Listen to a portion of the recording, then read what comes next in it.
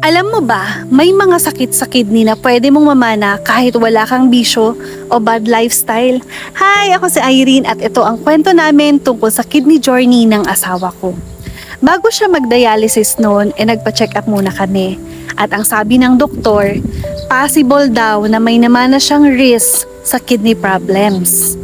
Tinanong din siya noon kung gaano siya kadalas uminom ng tubig, kung ilang litro yung nauubos niya, tapos kung gaano siya kadalas magkaroon ng UTI. At sa case ng asawa ko, umaabot po siya ng 2 to 3 liters ng tubig per day. At hindi rin siya madaling magka-UTI. Wala rin siyang bisyo nung mag-asawa na kami. Umiinom man pero occasional lang, tapos hindi rin siya nagyoyosi. Pero nabanggit niya na noong high school at early college life daw niya, madalas daw siyang puyat.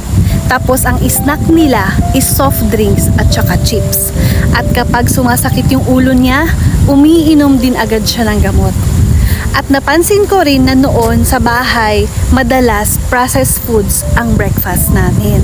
Kaya doon ko na-realize na kahit healthy ka pala ngayon, may mga bagay sa past mo at kahit sa genes mo na pwedeng magpataas ng risk sa kidney problems.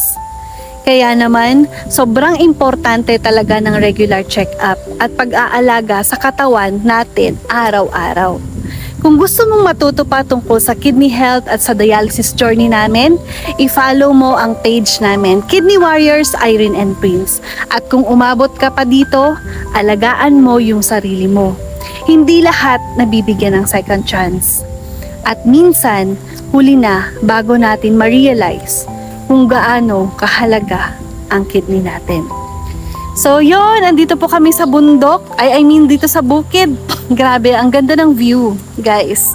Ayan o. So dito po kami nagwo-walking dati at ngayon lang ulit kami pumunta dito.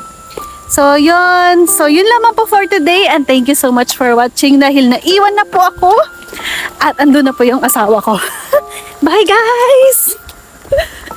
Nila ako. Pero andito pala sila. Ayan. Yan sila guys. Agtud-tud-tud dapiman. So yun. Bye. See you again tomorrow. Another kwentuhan vlog. Bye.